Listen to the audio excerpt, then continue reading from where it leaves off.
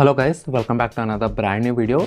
ఈరోజు ఈ యొక్క వీడియోలో థంబ్నెయిల్ అనేది చూసే ఉంటారు. నేను types of back side panels గురించి అయితే చెప్తున్నా. అంతేకాక మీకు ఒక బెస్ట్ ఎగ్జాంపుల్తో సహా ఆ యొక్క మొబైల్లో అదే పర్టికులర్ ప్యానల్ యూజ్ చేశారని మీకు డైరెక్ట్ ప్రాక్టికల్గా అయితే చూపిస్తాను. సో దీని ద్వారా మీకు ఒక క్లారిటీ అనేది వస్తుంది. ఫ్యూచర్లో ఎటువంటి బ్యాక్ సైడ్ ప్యానల్ తీసుకుంటే మనకు బెటర్గా ఉంటుంది మీ యొక్క అవసరాలను బట్టి అనేది ఈరోజు ఈ వీడియోలో అయితే తెలుసుకుందాం. ఎందుకంటే ఇప్పటివరకు మీరు వినే ఉంటారు బ్యాక్ సైడ్ గ్లాస్ బాడీ అని, తర్వాత పాలికార్బోనేట్ బాడీ అని, తర్వాత మెటల్ బాడీ అని. అసలు ఇవన్నీ ఎందుకు, అసలు ఈ యొక్క metal body, plastic body, glass body ఎందుకు తీసుకొస్తున్నారు అనేది ఈరోజు ఈ వీడియోలో నేను డీటెయిల్గా క్లియర్ ఎక్స్ప్లెనేషన్ విత్ ఎగ్జాంపుల్తో సహా మీకైతే చెప్పబోతున్నాను. సో దీని ద్వారా మీకు ఒక క్లారిటీ అనేది వస్తుంది. ఫ్యూచర్లో ఇంకా ఎవరికి అడిగే అవసరం కూడా మీ దాకా అయితే రాదు. ఇంకా ఏమాత్రం ఆలస్యం చేయకుండా ఈ యొక్క వీడియోని మధ్యలో చెప్తున్నందుకు ఏమనుకోవద్దండి. ఈ యొక్క వీడియోని లైక్ చేయండి, అలాగే షేర్ చేయండి, ఛానల్ని సబ్స్క్రైబ్ చేసుకోండి. ఇలాంటి వీడియోస్ అనేవి మీకు వస్తూనే ఉంటాయి. అలాగే మీ యొక్క వాట్సాప్లో షేర్ చేస్తూ అయితే ఉండండి. అండ్ కామెంట్ చేయడం మాత్రం మర్చిపోవద్దండి. కొంచెం ఎక్కువనే చెప్పాను, ఏం ఫీల్ కావద్దండి. ఇంకా ఏమాత్రం ఆలస్యం చేయకుండా ఇప్పుడైతే మన వీడియోని స్టార్ట్ చేద్దాం. ఫస్ట్ వన్ వచ్చేసి మనకు గ్లాస్ ప్యానల్ అనమాట. అంటే బ్యాక్ సైడ్ మొబైల్కు ఏదైతే ఉందో బ్యాక్ సైడ్ కూడా మనకు గ్లాసే రావడం అయితే జరుగుతుంది. సో ముఖ్యంగా ఈ యొక్క గ్లాస్ ఉండడం మూలంగా మన యొక్క మొబైల్ ఏదైతే అలా ప్రీమియంగా అయితే కనిపిస్తుంది. అండ్ వీటి యొక్క అడ్వాంటేజెస్, డిసడ్వాంటేజెస్ విషయానికి వస్తే ఫస్ట్ అడ్వాంటేజెస్ విషయానికి వద్దాం. మీ యొక్క మొబైల్ ఒకవేళ బ్యాక్ సైడ్ గ్లాస్ బాడీ ఉన్నట్టయితే అది మీకు వైర్లెస్ ఛార్జింగ్కి సపోర్ట్ అయితే చేస్తుంది. కేవలం వైర్లెస్ ఛార్జింగ్కి సపోర్ట్ చేయడమే కాకుండా మీకు రివర్స్ వైర్లెస్ ఛార్జింగ్ ఇచ్చే అడ్వాంటేజ్ కూడా మీకు కేవలం గ్లాస్ బాడీతో ఏదైతే బ్యాక్ సైడ్ ప్యానల్ వస్తుందో ఆ యొక్క మొబైల్ మీకు సపోర్ట్ చేయడం అయితే జరుగుతుంది. అండ్ దీని యొక్క డిసడ్వాంటేజెస్ జోలిపోతే ఇది ఒకవేళ గ్లాస్ బాడీతో వచ్చింది కాబట్టి ఫ్రంట్ టు బ్యాక్ ఒకవేళ మీరు మర్చిపోయి కింద వేసినా సరే మీకు 30,000 అయితే 30,000, ఈవెన్ ₹1,00,000 సరే మీకు గోవిందా అనే చెప్పుకోవచ్చు. మళ్ళీ బ్యాక్ సైడ్ ప్యానల్ 5-6 వేలు అయితే ఖచ్చితంగా పడుతుంది. ఇది దీని యొక్క డ్రాబ్యాక్ కిందకి అయితే వస్తుంది. అండ్ మరొక డ్రాబ్యాక్ చూసినట్టయితే మన యొక్క మొబైల్ పట్టుకున్నప్పుడు ఏవైతే మన యొక్క ఫింగర్ ప్రింట్స్ ఉంటాయో అవి ఈజీగా అయితే అట్రాక్ట్ చేస్తుంది. మిగతా బ్యాక్ సైడ్ ప్యానల్ లాగా కాదు. గ్లాస్ బాడీతో వచ్చిన ప్యానల్ మీకు ఫింగర్ ప్రింట్స్ వచ్చేసి చాలా తొందరగా అయితే కనిపిస్తాయి అనమాట. ఇది మనకు గ్లాస్ బాడీతో వచ్చిన బ్యాక్ సైడ్ ప్యానల్. ఇప్పుడు క్లారిటీ వచ్చిందని అనుకుంటున్నాను.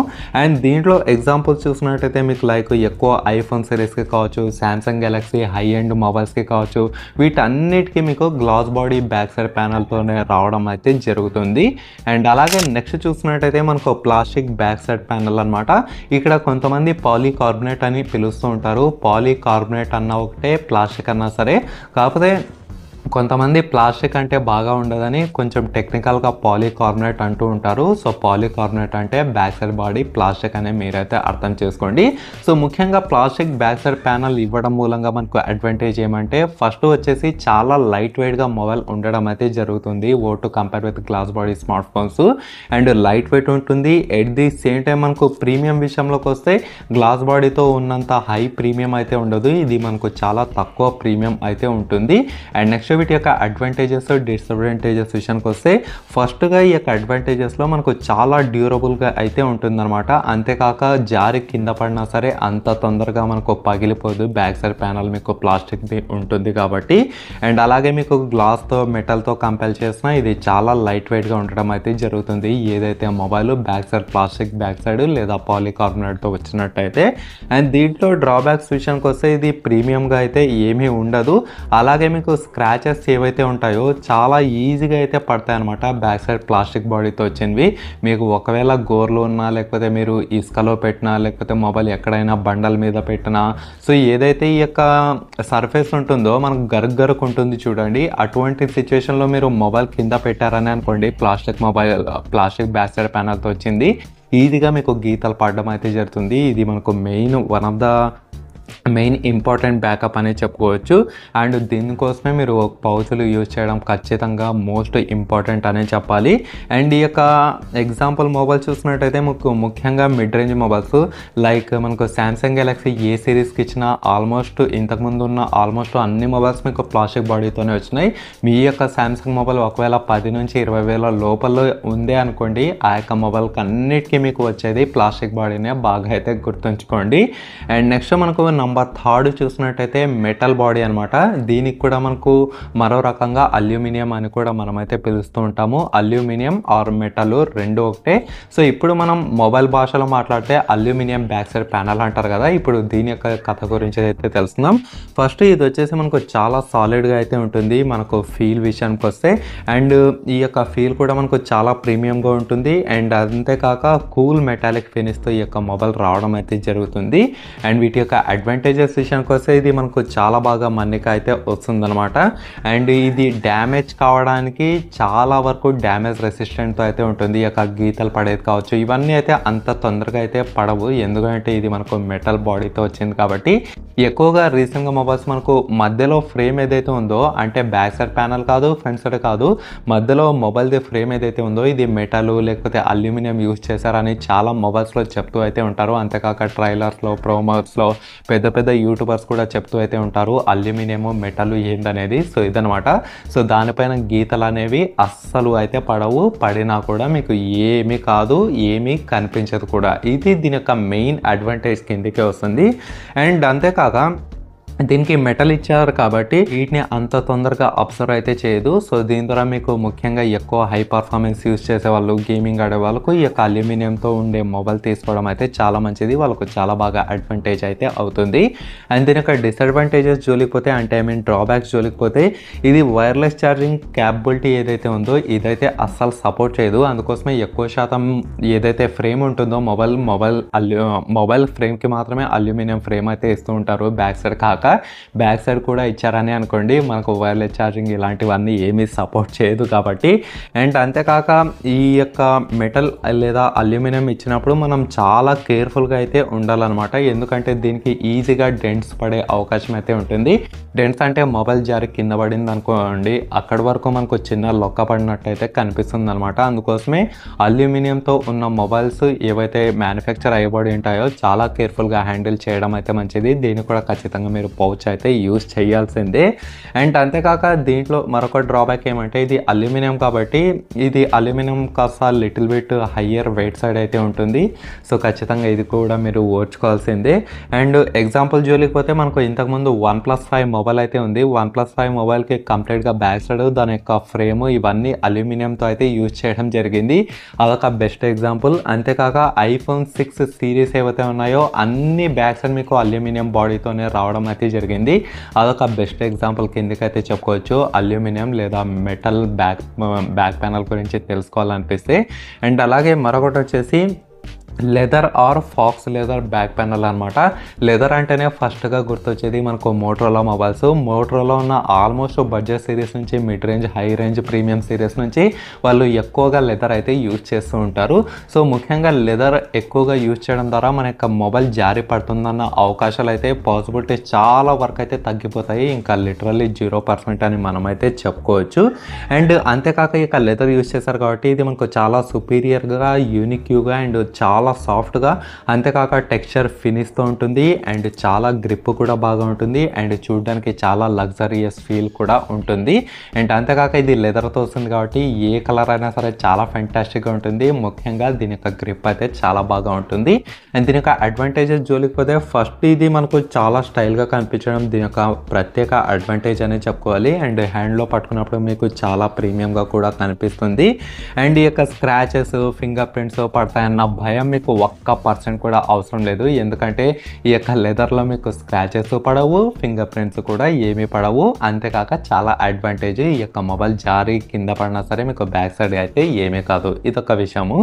అండ్ నెక్స్ట్ దీని యొక్క డ్రాబ్యాక్స్ విషయానికి వస్తే, ఇది మనకు రియల్ లెదర్ కాబట్టి ఇది మనకు ఏదైతే ఓవరాల్గా ఎక్కువ యూజ్ చేస్తూ ఉంటాం కదా, ఇది కొంచెం ఎక్కువ హయ్యర్ ప్రైస్ సైడ్ అయితే ఉంటుంది. అండ్ అంతేకాక ఇది ప్రతి ఒక్కరు అంతమంది యూజర్స్కి, ప్రతి ఒక్కరి యూజర్స్కి మేబీ యూజ్ కాకపోవచ్చు, ఎందుకంటే ఇది లెదర్ ఇచ్చారు కాబట్టి కొంచెం హీట్ అయ్యే అవకాశం ఎక్కువ సైడ్ అయితే ఉంటుందన్నమాట. అండ్ దీనికి బెస్ట్ ఎగ్జాంపుల్ చూసినట్టయితే మీకు ఇంతకుముందు వచ్చిన సామ్సంగ్ గెలాక్సీ Note 4 మొబైల్ కావచ్చు, తర్వాత Xiaomi Mi Mix series mobiles కావచ్చు, అండ్ ఇప్పుడున్న మోటో మొబైల్స్ కావచ్చు, మోటోరోలా ఎడ్జ్ ఫ్యూజన్ మొబైల్స్ కావచ్చు, ఇలాంటివన్నీ మీకు లెదర్ బాడీస్తోనే వస్తున్నాయి. ఒకవేళ కావాలంటే నేను కింద లింక్ అయితే ఇస్తాను. లేకపోతే మోటోరోలా ఎడ్జ్ మొబైల్స్ అన్నిటికీ మీకు బ్యాక్ సైడ్ లెదర్ బాడీస్తోనే వస్తుంది. ఆ యొక్క మొబైల్స్ దీనికి బెస్ట్ ఎగ్జాంపుల్ అని మనమైతే చెప్పుకోవచ్చు.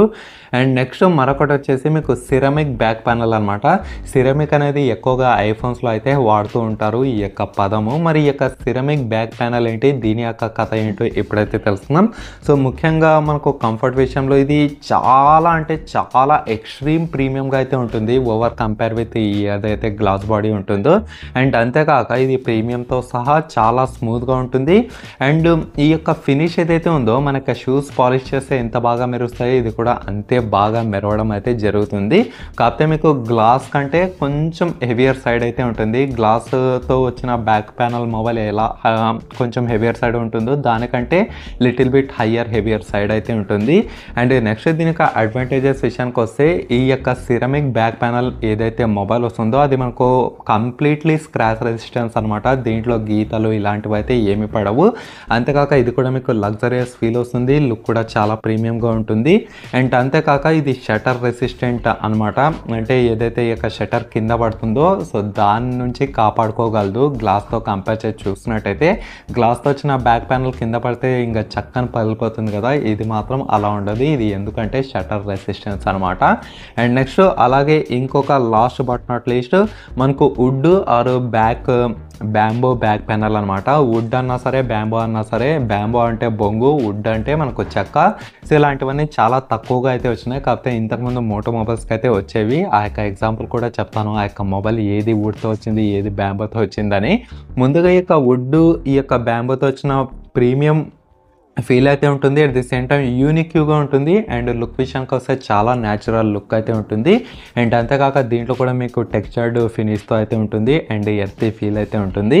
అండ్ దీంట్లో అడ్వాంటేజెస్ విషయానికి వస్తే ఈ యొక్క ఫీల్ ఏదైతే ఉందో వెరీ ఆర్గానిక్, వెరీ న్యాచురల్గా ఉండడం దీని యొక్క ప్రత్యేకత. అంతేకాక మనకు ఎన్విరాన్మెంట్కి ఎటువంటి హాని లేకుండా చాలా ఎకో ఫ్రెండ్లీ అయితే ఉంటుంది. అంతేకాక మనకు గ్రిప్ కూడా చాలా బాగా ఉంటుంది. మనం చెక్క పట్టుకుంటే ఎటువంటి గ్రిప్ ఉంటుందో ఈ యొక్క వుడ్తో వచ్చిన బ్యాక్ ప్యానల్ మొబైల్స్ కూడా అంతే బాగా గ్రిప్ని అయితే ఇస్తాయి. అండ్ నెక్స్ట్ దీని యొక్క డ్రాబ్యాక్స్ విషయానికి వస్తే ఇది ఎక్కువగా వైడ్గా ఎక్కువగా యూస్ అయితే చేయరనమాట. అంతేకాక ఇది ఎక్కువ అవైలబిలిటీలో కూడా ఉండదు. అందుకోసం ఎక్కువ శాతం మొబైల్స్కి ఈ యొక్క వుడ్ ఆర్ బ్యాంబో అయితే యూస్ చేయరు, ఎందుకంటే అవైలబిలిటీ ఎక్కువగా లేదు కాబట్టి.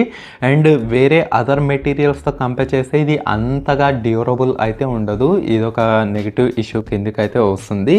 అండ్ నెక్స్ట్ కొంచెం స్పెషల్ కేర్ అయితే చూపించాలి. ఒకవేళ మీ యొక్క మొబైల్ వుడ్ ఆర్ బ్యాంబోతో వచ్చిందంటే ఖచ్చితంగా దానికి స్పెషల్ కేర్ అయితే చూపించాలి. లైక్ మీరు కంప్లీట్ పౌచ్ వేసుకోవడం కావచ్చు, సో ఇలాంటివన్నీ యూజ్ చేస్తే కొంచెం బెటర్ అనమాట ఈ యొక్క మొబైల్ని కాపాడుకోవడానికి.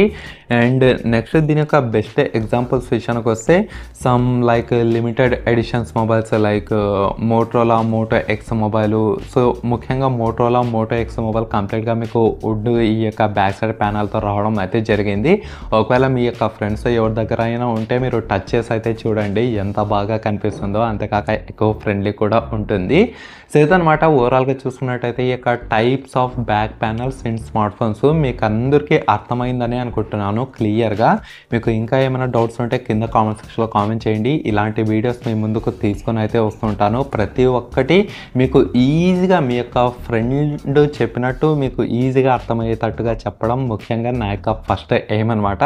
సో ఈ వీడియో చూసినందుకు thanks for watching and bye bye, stay good and bye bye for now.